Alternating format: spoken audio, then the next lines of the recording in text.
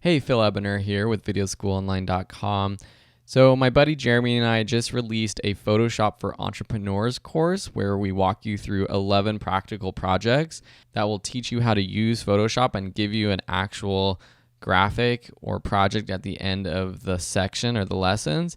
And this is the very first one. So I just wanted to give it to you guys for free so you can check it out. And if you're interested, you can enroll in the course in the link below. Have fun. Welcome to the first project of this course. We're going to be creating an inspirational quote graphic. You've probably seen these graphics all over social media, and it's a great way to increase your likes and engagement for your own social media channels. So right now, open up Photoshop. If you don't have Photoshop, download the free trial that adobe.com gives us. You can go to adobe.com, go to the Photoshop page and download a free 7-day trial to check it out. And you can play around with it while you're taking this course. So open up Photoshop and I'm gonna dive into my computer and we'll get going with this project. The first thing you need to do is open up Photoshop. So just go to your applications, whether you're using Mac or a PC, and open up Photoshop. Now I'm using Creative Cloud version of Photoshop, the latest version. But if you're using a previous version, that's okay, because all of the tools and techniques we're going to teach you in this course are the same, even if you're using an older version. The other thing you can do is download the project file for this project. In the supplemental resources of this lesson, you can download the image that we use and the Photoshop project file that we actually have created for this project. This is what we're going to actually be creating, so I'm going to walk you through the first part of it.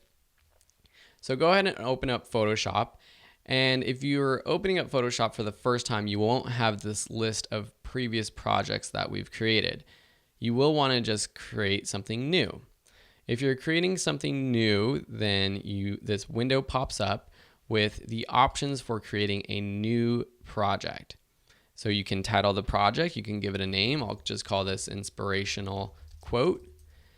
Then there are different custom settings or projects that they have that you can use. So you can click this document type and you can use just default US paper size, photo sizes, different sizes for film or video. I usually just create a custom size. Beneath that is where we create the width and the height of our project. On the right, you have the option of doing it in pixels, inches, centimeters, millimeters, all sorts of different options. I typically use pixels because when we're creating graphics for the web, most web sites have requirements for graphic sizes in pixels. So for example, today we're creating a blog graphic for social media. And with Instagram posts, they recommend at this current time a size of 1080 pixels, so 1080 pixels tall by 1080 pixels wide. So we're going to set that number right here in the width and the height. In terms of resolution, usually with blog graphics for websites, 72 is good. You can go up to 150 if you want a little bit more detailed. It's going to be a little bit sharper when you blow it up. With things that you're printing out, you can even go higher, but I would say 72 is perfect for this project. The rest of these, just make sure that it's in RGB color mode. 8-bit is good, background is white, that's fine, and then click OK. Photoshop is going to open with your project right here in the middle. On the left-hand side are our tools. And then on the right-hand side are some more windows that we will learn more about in future projects and in this project. We're just going to get going and dive right into this project though, and some of these things might be a little bit confusing, and if you have questions, you can let us know, but we'll explain everything that we're doing for these projects and you'll learn along the way. Some of these other panel windows like the layer panel, the character and paragraph panel, these things we'll learn in future lessons. So now we have our project open. The next thing we have to do is choose what quote we're going to use and find an image for that quote. If you go online to Google, what you can do is search for inspirational quotes if you don't have one in mind. Brainyquote.com is a great website for finding quotes. So if you search for inspirational quotes, that first link goes to a group of inspirational quotes that is on Brainy Quote. And the one that we're going to use today is this one by Warren Buffett. He says, "Someone is sitting in the shade today because someone planted a tree a long time ago." So I think this has to do with investments and the fact that investments take a long time to see the rewards. And maybe you don't even see the rewards, but someone in the future will see the rewards of the investments you make today. With these inspirational quotes, you do have to verify them. Sometimes Brainy Quote, the quotes aren't actually true, so make sure that you verify them if you're actually creating an inspirational quote graphic and you're going to be posting it online. So now we have our text, we just have to find an image. Now when you're creating an inspirational quote graphic, I think it's good to find an image that matches with what the quote is about. You see these inspirational quotes and all of them have these beautiful skies and plants and things like that, and that's really good, they're pretty, but I think it's better to find images that actually match with what the quote is about. So for this quote, he's talking about a tree. So we're going to find an image of a tree. Pixabay.com is a great website for getting free high quality images that you can use for your own graphics. So that's pixabay.com. Go there, you can sign up for a free account, and I'm just going to search for tree. When I'm searching for photos for these inspirational quote graphics, I typically want to find an image that has enough negative space, enough room in the photo for the text. If the photo is too busy, see this one right here, it's a nice beautiful tree, but the leaves are too detailed, there's too much contrast, too many shapes going on that putting text over this won't look so great. So I'm just trying to find an image where the tree stands out. So this is one where the tree stands out, but this tree doesn't seem like it has a lot of shade in there. So I'm looking for something that really matches what this quote is actually about. A tree, something that provides shade, something with negative space, something like this I think will work. And because these images are very high quality, they have a high resolution, we'll be able to actually blow this up. And so we can actually zoom in on this tree, and so it's not going to look as small in our graphic. So to download from pixabay.com, just sign up for an account, click free download, and I usually just choose to download the original size. So when you do that, you can just click view or download. If you want, what you can do is actually drag and drop this right onto your Photoshop project. You could right click and save it onto your desktop or into a folder, or you can just use the photo that is in the project files for this lesson that we already gave you. Or if you're finding graphics of your own or images of your own, just drag and drop it right into Photoshop. So now we have our photo in Photoshop. Now that we have the project set up and ready to go, I'm going to pass it over to Jeremy. So Jeremy, here you go. Everyone, you're going to watch Jeremy and he's going to teach you how to add text, customize the text, and move around the image and make sure it looks amazing. Here you go. All right, thanks, Phil. Now that we have our project ready to go, the first thing that we are going to want to do is get this image centered up, and then we can add our text and do a little more to the image itself. So if I click on the Show Transform Controls at the top, you will see that, and I'm going to zoom out here, you will see that the image is quite large. And I can actually click the Move tool, make sure I have that layer selected, and I can move this image around. And when I move it around, you can see where the dimensions of the image are. And what we want to do is we want to have this tree in the center of our document. And as I move around, it's actually going to try to snap to that. Now, one thing that you can do is in composition, it is nice to have symmetrical images like this, and this would look okay. But one composition trick that you can learn is to use the rule of thirds. And this is basically dividing your image up into 3 parts and then moving your main focal point to a third of that line. And it just creates a nice, pleasing look. And it'll also give us, if we move this tree down to the bottom third, it'll give us some more space at the top for our text. So let's see how that looks. I'm going to go ahead and find the center of this document. We know that we're working 1080 by 1080. So I've got my rulers shown. So if I go to View Rulers, you can see the rulers here. If you have inches instead of pixels, just double click on the ruler. It'll bring up your preferences and just change rulers to pixels right here. Then hit OK. And what we can do is we can click on the ruler and drag down a guiding line. Now we know that this document is 1080 by 1080, so half of 1080 is going to be 540. So I'm going to drop a line right there at the 540 mark, and I'm going to do one this way also, and you can see the pixels as I move it changes. So I'm going to make that 540. So this is the center of our document. Now I could go ahead, grab my move tool, make sure I have that layer selected, and I could put the tree directly in the center, and this would be one way of doing the image, but I'm going to use the rule of thirds. So if we divide 1080 by 3, that's 360 pixels. So I'm going to click on this ruler and I'm going to go down and drop it at 360, and if it doesn't land right on there, if you hold shift, you can do in increments of 10. So I'm going to drop that at 360, and then 360 plus 360 is 720, so that's going to be my next mark.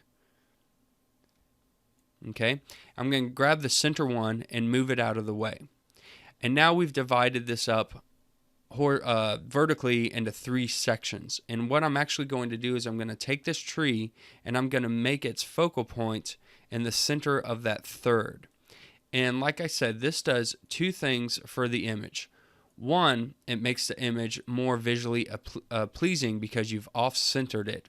And 2, it's also given us more white space at the top to go ahead and type in our information. Now this is a little low, so I don't have to be exact. I could actually just move this up a little bit and just give us a little more grass down here to look at. It doesn't have to be perfect, but just offsetting it from directly in the center is just more pleasing to the eye. It's a composition trick that's worked in videos and photography, and it's a pretty common practice to do.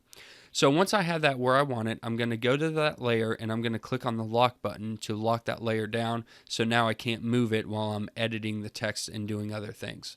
So let's go ahead and add some text. I'm going to click on the text tool, horizontal type tool, and I'm going to use the Callisto MT font, and I'm just going to choose regular for now. And then I need to pick a color.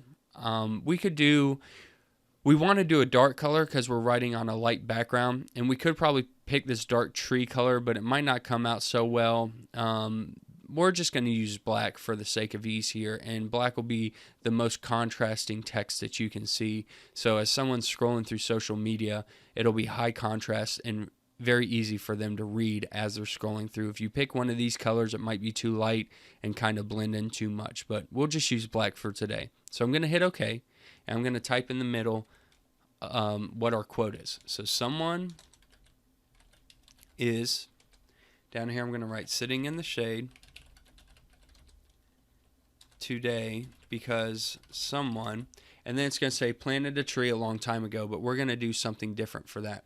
So go ahead and select your move tool, and you can move this to the top. As we move around, it'll automatically snap to the center for us, so that's pretty easy. Make sure we have the type tool selected. I'm going to select everything. Oh, I created a new box. I didn't mean to do that. Let me delete that out here. Okay, select everything and make sure that you've got the center on. It might be left justified. If that is, just go up here to the top and click on center. I've got set 60 points here, and I have it set to sharp and black. Now we want to open up the paragraph dialog box. I'm going to click on that and go to character, and we're going to do a couple different things here. The first thing that we want to do is, this is a little more spread out letter by letter than what we want to use in this particular inspirational quote, and we can actually bring that in some. So if I highlight everything and I go to VA, vertical alignment, I believe that's what that stands for, I can actually change this number to a lower number, say 50, and it's going to bring in those letters closer to each other. So that looks a lot better. And the next thing we want to do is, whenever you're doing inspirational quotes or copy in general, it's always nice to emphasize things that you want to say or to have stand out. just so it doesn't look too boring. So in this inspirational quote, we're actually going to emphasize sitting in the shade. And you can do that in a number of ways. You can make it bigger, you can make it bolder, you can change the color. For this one, we're actually going to make it italics. So highlight just that section and change regular to italics. And that makes it just a little bit different. Now you see it looks a little smaller, so we're going to want to make this actually a little bigger so it looks better here. Go ahead and highlight that again and change the type to, we'll try 72. 72's good. It's a little bigger than the rest, which is fine. It's more emphasized, but I actually want the words to actually land where today and the end of someone is so that it's even. So go ahead and highlight that one more time, and let's change that to 80 and see how 80 looks. Okay, 80 looks a lot better. See how they're kind of evened up on the sides here, so that looks good.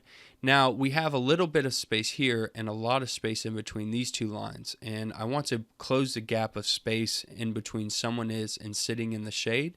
So I'm going to highlight these two sections, these two lines of text, and I'm going to go to this symbol here, and it says auto now. We are going to change that, and if I change this number, it's going to bring those in closer to each other. So I'm just going to do 48 to show you what it does. It brings that up closer to one another. Let's go ahead and change that to 80 also. And then when I click my move tool, we can look at this with no lines. Okay, that looks great. So this is looking really good. I'm going to go ahead and save out this document now.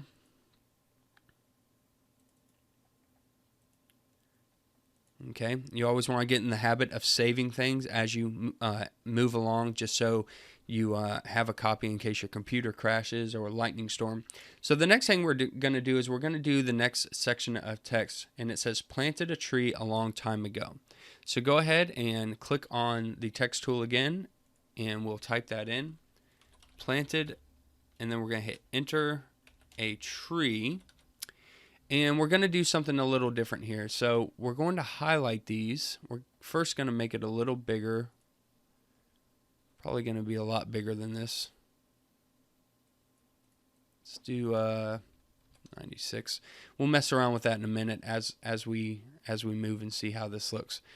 Now the first thing that we want to do is we want to make this bold because we really want this to be the most emphasized thing that stands out. And we want it to be a little off-centered as we figure this out here. So we have planted a tree, and both of these are center. So if you imagine there's a line going down this right here, these are both centered to that line.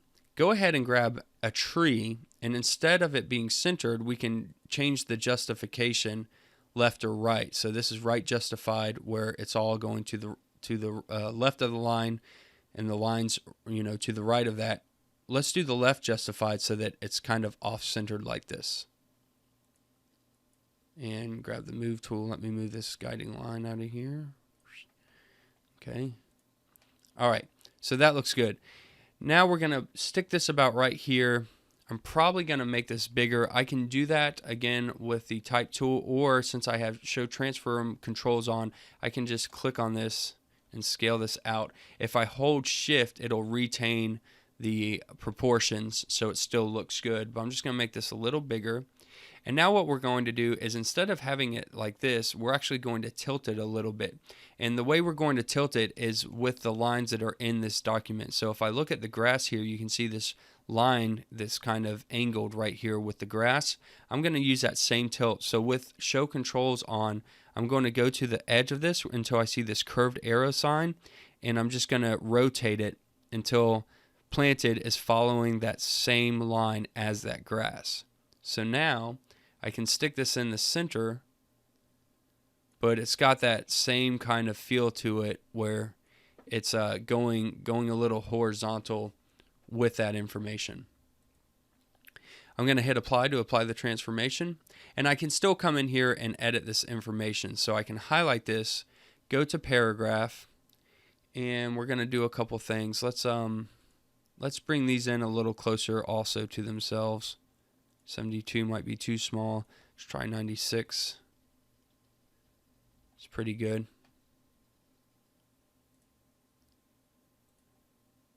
Okay, so that's looking cool. Just checking the document, seeing if it looks the way I want. Let me scale this up just a little more. I moved it. Usually guys start scaling first and then hold shift. Otherwise you'll move it like I just did. Let's move this up a hair. Okay, that looks good. Let's add another, the last line of this. And we're going to say a long time ago. Highlight all that. Make it regular again. Bring down the font size. And what we're going to do with this is we are also going to rotate it, and we want it to sit directly underneath under a tree. So go ahead and rotate that. Let's move it. Let's off center it from that A a little bit. Move it up. But then let's change the font here. We'll apply that transformation. I want to make the font a little smaller. 36 is way too small. 48 looks pretty good. Let's click on that. I'm using my shift keys to just kind of move it over. That looks good. It's just a little off on the rotation.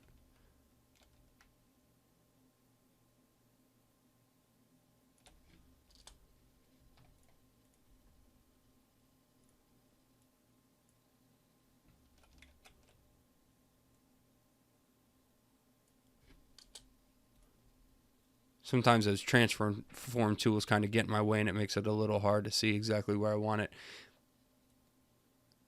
And another thing we can do is we can actually type this in. If it's not landing right where you want it, you can go up to the top here. And which one is it? This one right here with the degrees and the angles. You can slide this. Okay, yeah. So I can make that 1. -1.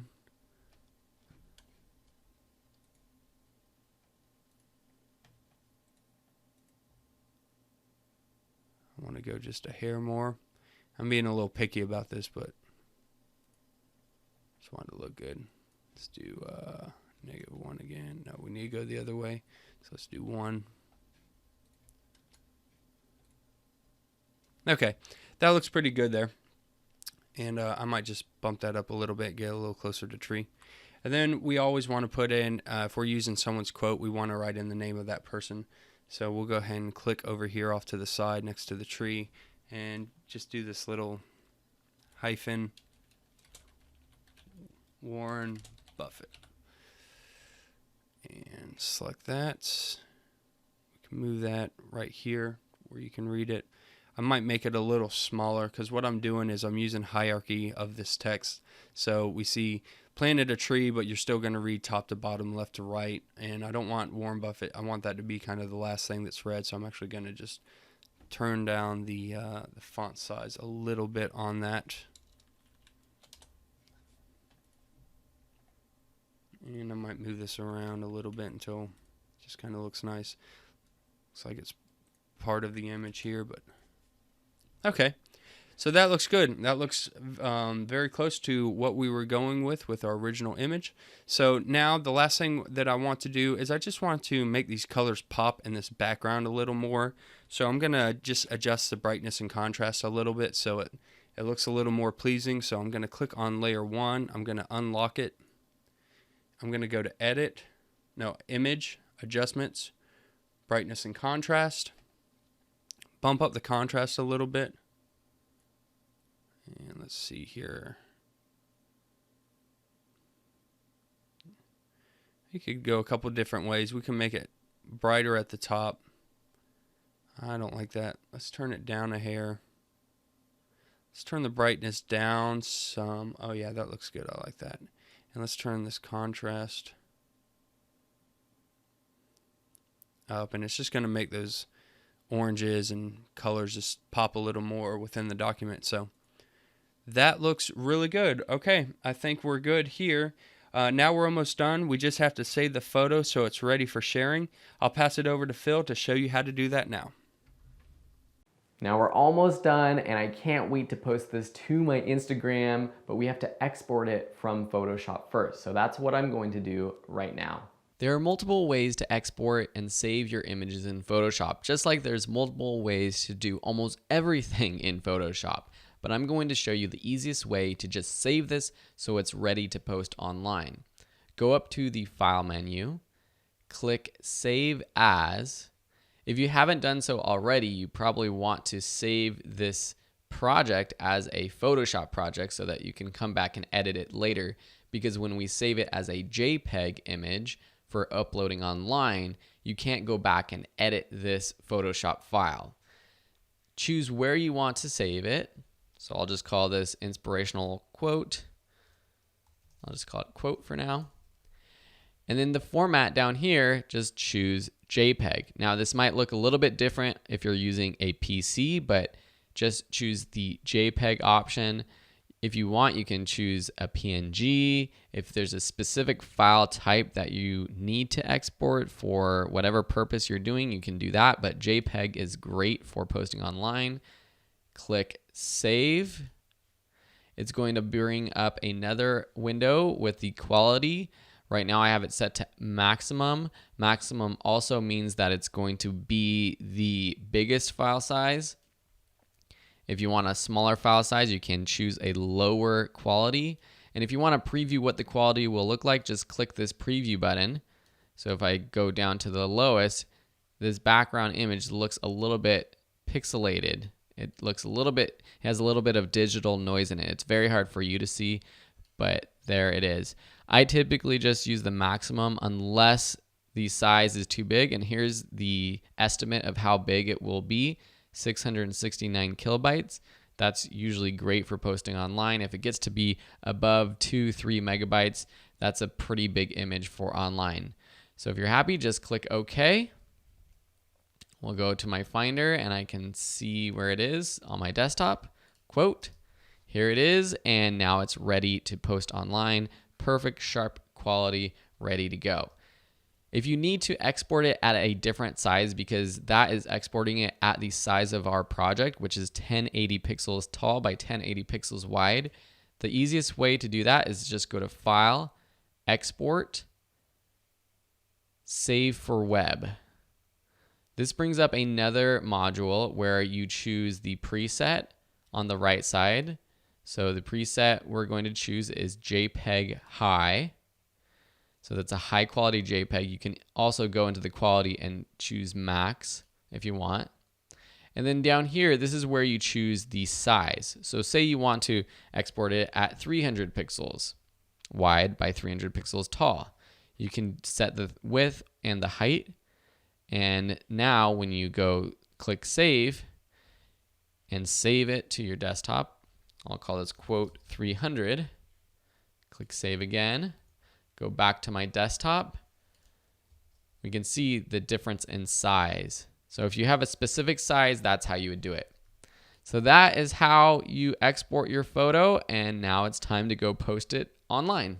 I hope you enjoyed this lesson. There's lots more to come, so we'll see you in another project. Cool, I hope you enjoyed this lesson. This is just a sample from the Photoshop for Entrepreneurs course. It's on Udemy. You can buy it now. Get the link in the description below and you'll get a discount for the course. There are 10 other projects. So just click on the link below in the description to see what the other projects are. And if you enjoyed this style of teaching and you're learning Photoshop, you might as well enjoy the course and enroll now. Thanks so much, and we'll see you in another video.